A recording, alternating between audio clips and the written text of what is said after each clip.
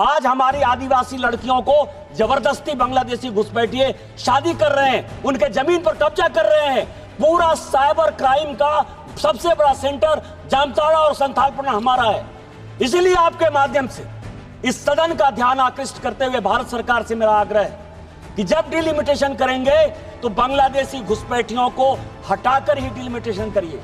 Article 342 से लेकर 345 तक आदिवासियों की सुरक्षा के लिए शेड्यूल 5, शेड्यूल 6 और शेड्यूल 7 के डिस्ट्रिक्ट के लिए जो अधिकार दिए गए हैं, उसके अधिकार के आधार पर आदिवासियों की लड़कियों की शादी किसी आधार पर मुस्लिम में नहीं हो, उनकी संस्कृति नहीं बदले। और 355 के आधार पर यदि राष्ट्रपति शासन आप लागू कर सकते हो या इस पूरे एरिया को हटाकर यदि एक प्रदेश बना सकते हो तो आप उसको बनाइए।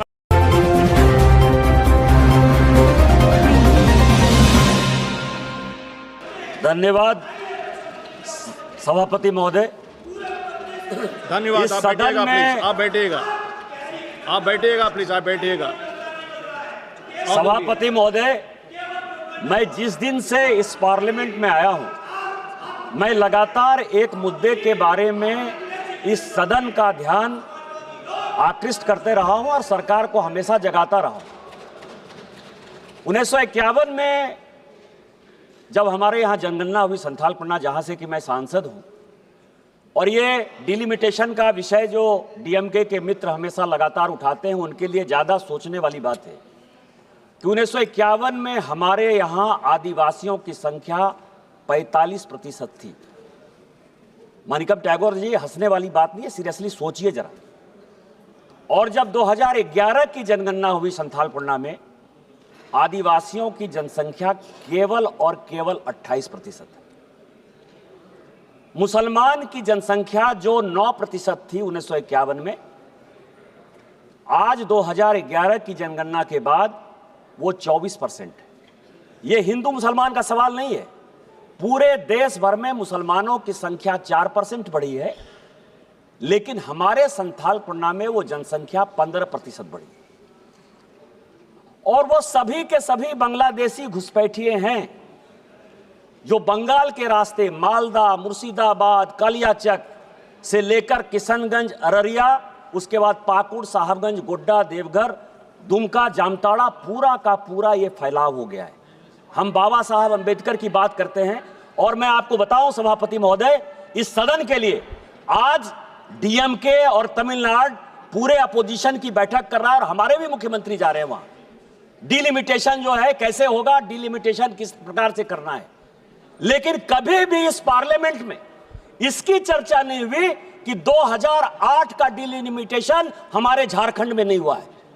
इस देश में झारखंड नहीं है, हमारा ही राज्य एक ऐसा है जिसमें कि 2008 का डिलिमिटेशन नहीं हुआ। और क्यों नहीं हुआ? इसीलिए नहीं हुआ कि यदि डिलिमिटेशन हो जाता तो आदिवासियों की 1 लोकसभा की सीट और आदिवासियों की 3 विधानसभा की सीट कम हो जाती।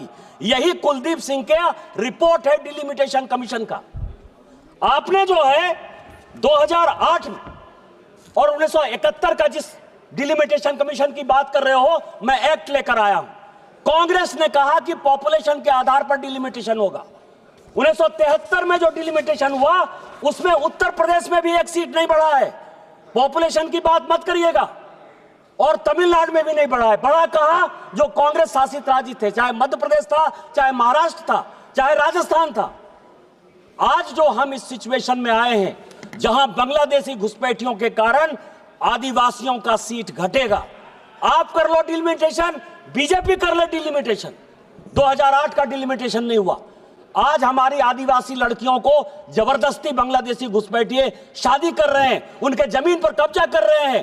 पूरा साइबर क्राइम का सबसे बड़ा सेंटर जामताड़ा और संथालपना हमारा है।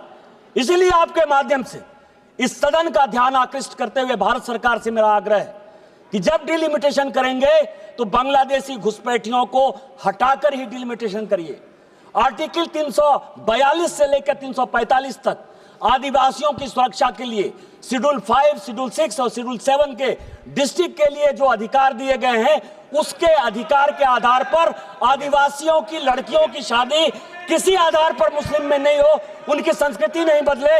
और 355 के आधार पर यदि राष्ट्रपति शासन आप लागू कर सकते हो या इस पूरे एरिया को हटाकर यदि एक प्रदेश बना सकते हो तो आप उसको बनाइए।